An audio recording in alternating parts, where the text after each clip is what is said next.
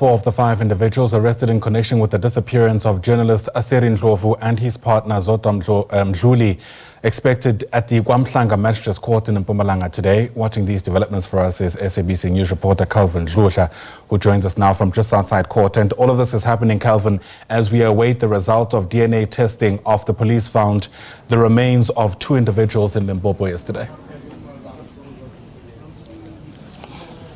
Good morning to you, Ayanda, and to our SABC viewers at home. Yes, indeed, you are correct. We are just outside KwaMhlanga Magistrates Court. That is when we are expecting 4 suspects to appear in this very same court, facing multiple charges ranging from kidnapping, house robbery, being in possession of stolen property, being in possession of drugs, amongst others. You would remember that I'm talking about the mysterious disappearance of Aserie Ndlovu and fiancé Zodwa Mdhluli, and you would know that when we were here, we were told that we need to have an application so that we can be able to broadcast this matter, because this is the public interest.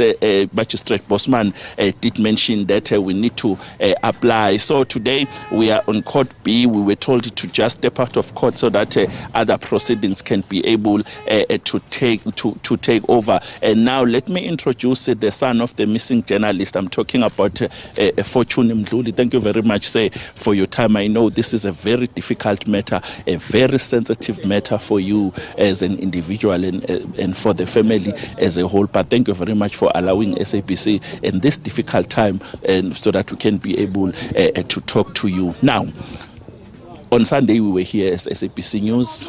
Your father and your mother were missing, and police assembled a team in Gauteng and here in Mpumalanga to search for them, and they searched for them. And yesterday we got reports that there were 2 bodies that were found 70 kilometers from here in the bushes.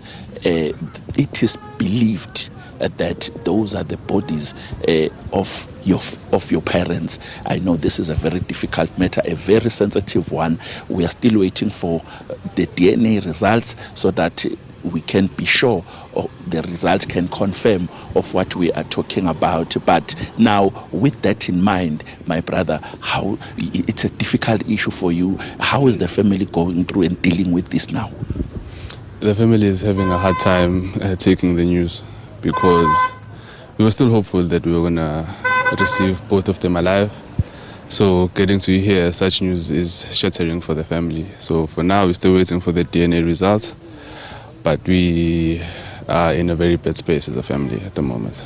Let me ask you this question. We were told that some of the family members didn't know that there were bodies that were found. They only heard from the media. Do you know about that?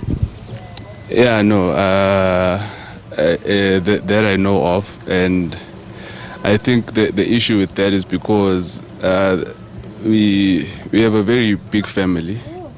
We have a very big family, and some of them were not in the same province.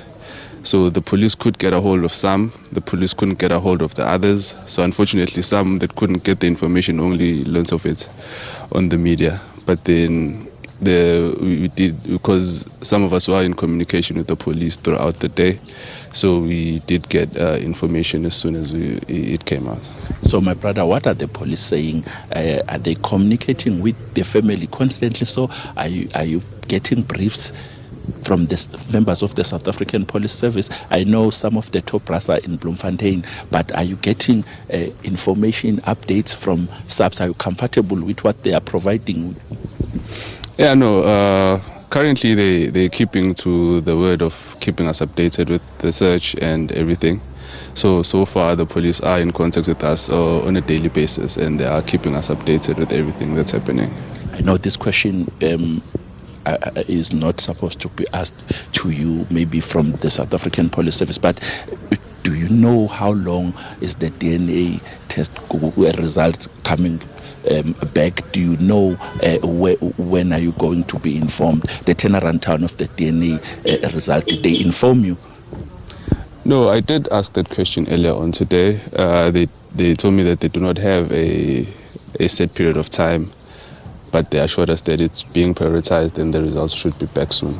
The reason why I'm asking that is that there is a backlog, a huge backlog when it comes to those results. So I just wanted to double check with you as to when are they coming. Maybe they communicated with the family that they will be, this case will be prioritized. So yesterday when they went to search, because according to SABC, one of the suspects led them to the bushes. Were the family invited there?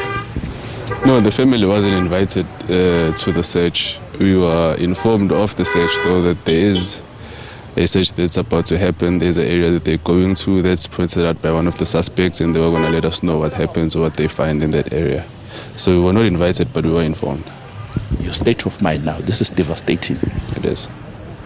For you, it's difficult. It's very difficult, man. For me, for the family, for the younger siblings, for all of us. It's a very hard time for all of us.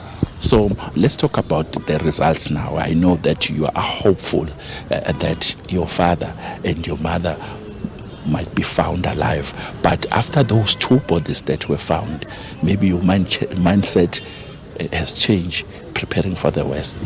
No, it definitely did change, because considering the fact that the remains were found in a place that the police were led by one of the suspects, it's giving a clue that they know, because they know where they last left them.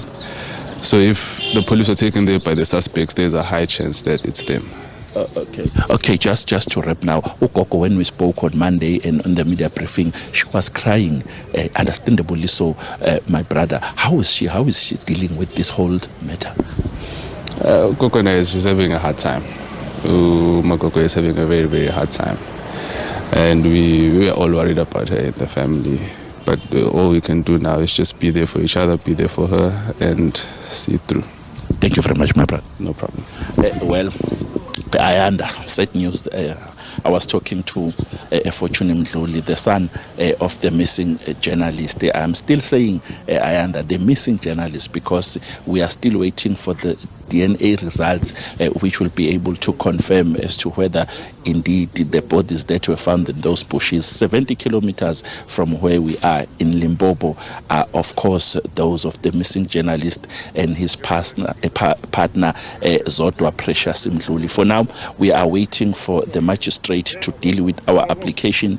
The application I'm talking about is the application to be given a permit to broadcast this matter inside court, because as I have mentioned earlier, this is for public interest. People want to know as to what really happened in this case. So the long and the short of it, I under 4 suspects are expected to appear in this very same court. You would understand, I under that the 2 or the pair went missing on the 18th of February, and the South African Police Service assembled a team in Gauteng and here in Mpumalanga to search for them, and 2 bodies yesterday were found. I remember my colleague Patricia Visaki was there in that search. So for now, I have to say back to you in studio, because you have to go back to court. All right, Calvin Dludla, live to us there from outside the KwaMhlanga Magistrates Court. For that update, Calvin, thanks very much indeed. Certainly a difficult moment for the families of these individuals and everybody else involved.